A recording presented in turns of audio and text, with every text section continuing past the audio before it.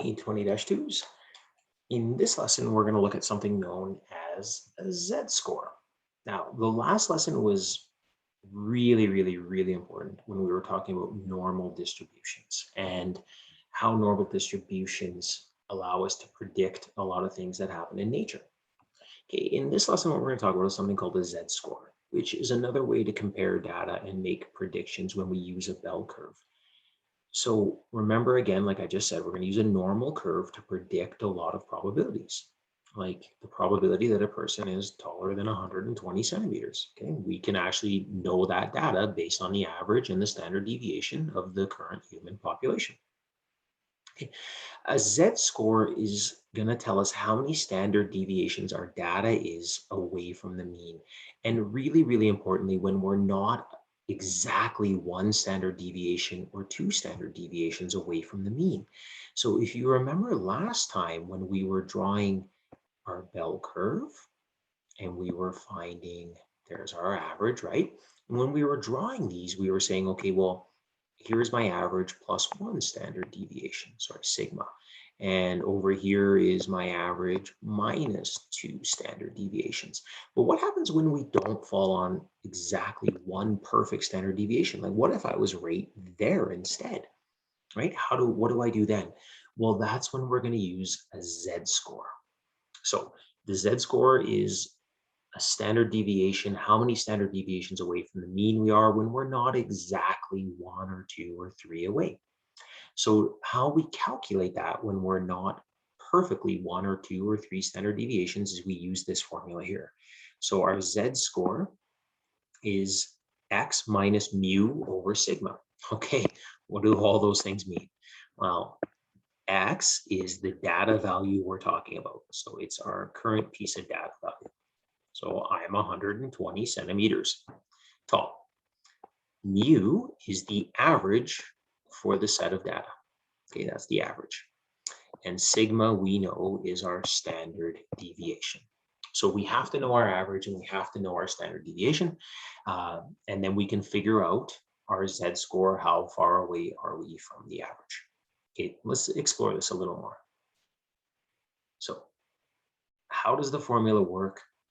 Well, here we go. Let's say on a unit test, the student scored 70, the class average was 60, and the standard deviation, which means how spread out the scores are, was 5%. So, okay, always, as soon as I start getting data like this, I draw my curve. I draw in, I got the Halloween colors going here. It's Halloween in 3 days, actually. I draw in my average. So it says the average class score was 60%. Our student scored 70. And the standard deviation was 5.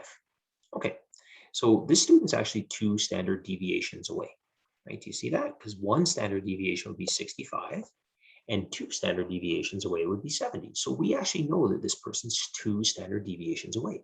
But let's find the student's Z-score, which is X minus mu over sigma. So their score was 70, the average was 60, and the standard deviation was 5. Well, that's 10 over 5, which is 2, which makes sense. This is 2 standard deviations away from the mean. Perfect. So again, a Z-score is for an individual piece of data. Okay, and a lot of times we're going to find that Z-scores aren't a perfect number of standard deviations away. All right, what if the student scored a 50 on the test? Okay, well, a 50 then would be over here. So they're below the mean, which means their Z-score has to be negative. So 50 minus 60 over 5. So their standard deviation, or their Z-score, is -2 because they're exactly 2 standard deviations to the left of the mean. Okay, so now we've got an idea of how to figure out someone's Z-score. How does this actually help us? Well, let's take a peek here. Student received the following information about their diploma exams. In which class did the student do better compared to the others? So I can see in English that the student had a higher mark, but I can tell the class average in English was higher than the class average in math. And the standard deviation in English was higher, which means the data is more spread out, means the kids' scores were a little bit more spread out. Okay, well, how do I compare? Well, what I'm going to do then is this. I'm going to find their Z-score. I'm going to find the individual standard deviation for each class. So the Z-score for English, X, it's their mark, minus mu, the class average, over the standard deviation. And I'm going to find their Z-score for math. So Z math. Well, their mark minus the class average over the standard deviation. Okay, so what do we end up getting here? So for English, their Z-score was 1.19. And for math, their Z-score was 2.58. Okay, what does that mean? Well, let's graph this. Always draw a picture, friends. What does it look like? Well, for English, the class average was 80. Sorry, the class average was 75, and our students scored 80. But their standard deviation was only 1.19 away. Their Z-score was 1.19 away. So what that means is their one standard deviation is 4.2, so 79.2. So they're just hovering just a little bit beyond one standard deviation, right? They're right there. There's their score of 80. Okay, but what about for math? Well, for math, I'm just going to draw another curve here. For math, the class average was 60.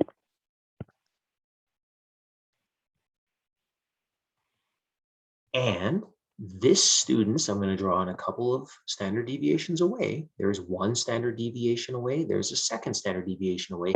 This student scored 2.58 standard deviations away. They're way over here, right? Look at, they're way further away from the mean.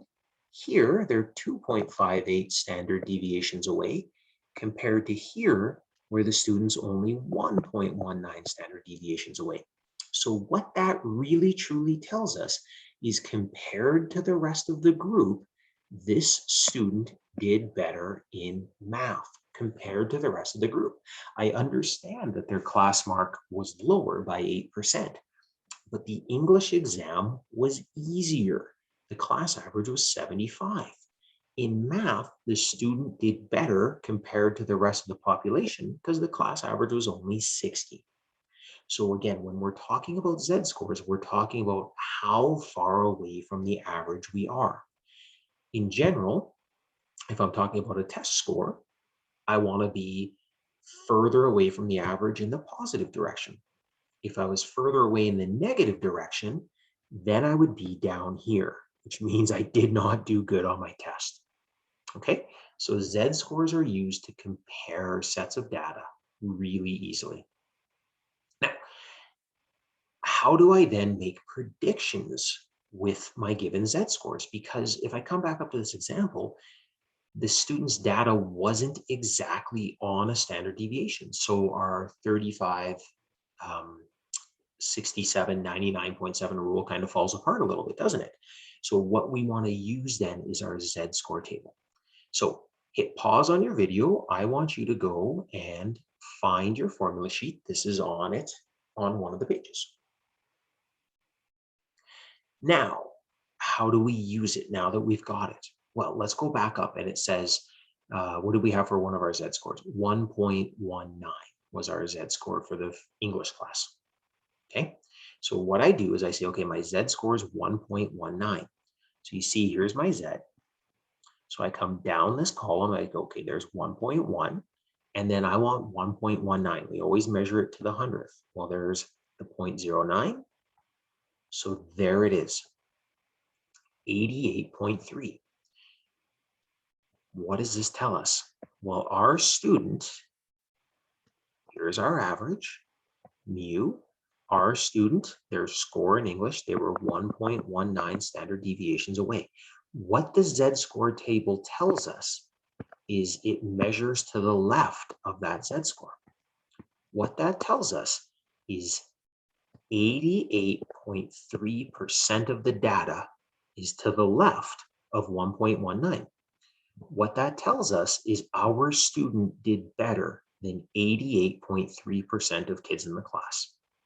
Pretty cool, hey? So that's what a Z-score table does. It lets us figure out the probabilities when we're not an exact amount of standard deviations away from the mean. Okay, so if I said then, let's try another question.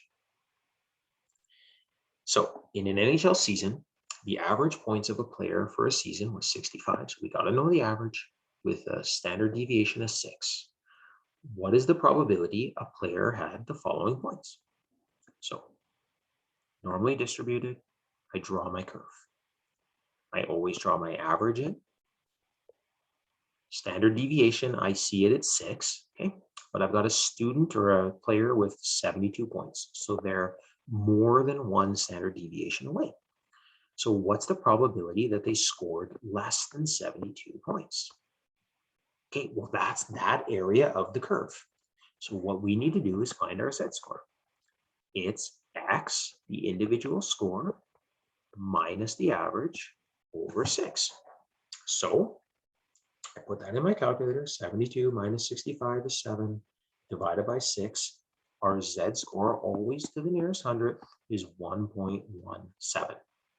So now I go back up to my Z-score table and I say to myself 1.17. There's 1.1 again. There's the 0.7. So what that tells me is 87.9% or 0.8790 chance likelihood that a player scored less than 72 points.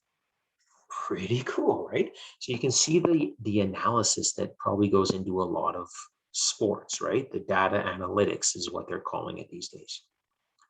Okay, a player scored more than 50 points. So again, I draw on my average, scored more than 50. Well, 50 is down here somewhere, and I want more than 50. Okay, so there's more than 50. So again, what I need to do is I need to calculate my Z-score. So Z is equal to 50 minus 65 over 6. Well, that gives us a Z-score of negative 15 divided by 6. It's a Z-score of negative 2.5. Okay, what I want you to do is I want you to hit pause on the video. And I want you on your Z-score table to look up negative 2.5. See you in a second. Okay, so if you looked up at your Z-score table and you went to negative 2.5, you would have seen this number, 0.062. Well, what does that tell us? Well, just looking at my graph alone, I know I'm like, that's really small, 6.2%.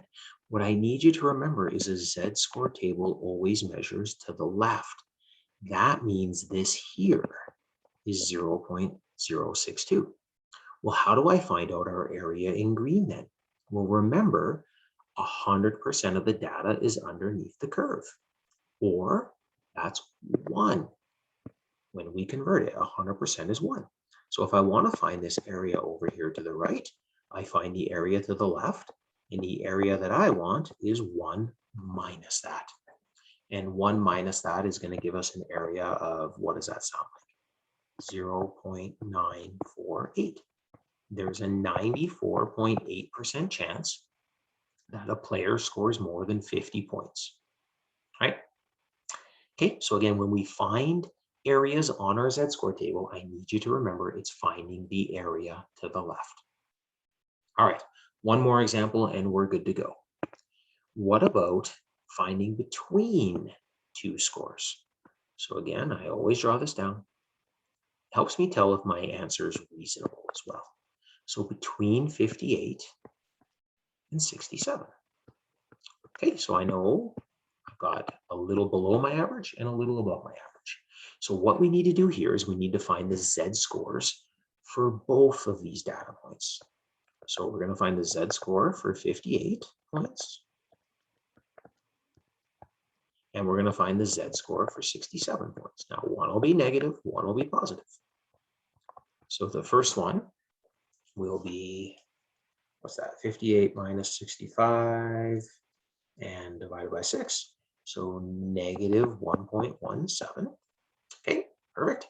And the other one will be 67 minus 65. So 2 divided by 6 is 0.33. Okay, so what we do then is we go back to our z-score tables and we find these values. So again, I want you to hit pause on the video so you practice using your z-score table. Go and find these two values and come back to me. See you in just a second.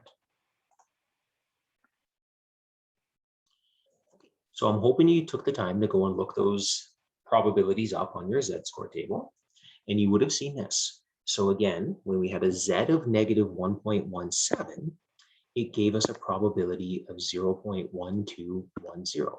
Again, what I need you to think is that's that area right there. Okay, that's a 12.10% chance.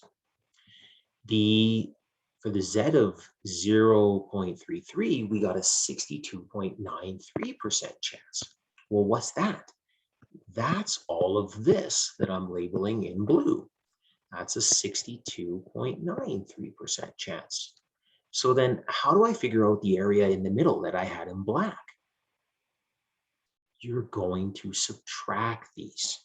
So what you'll do is you'll find the probability that's further away to the right. So that's this one here. And we'll subtract the probability that's further away to the left. So the area we're looking for, the probability that we're looking for, we are going to take the one that's further away from the right and subtract the one that's further away to the left. So we subtract these two values, and what do we get?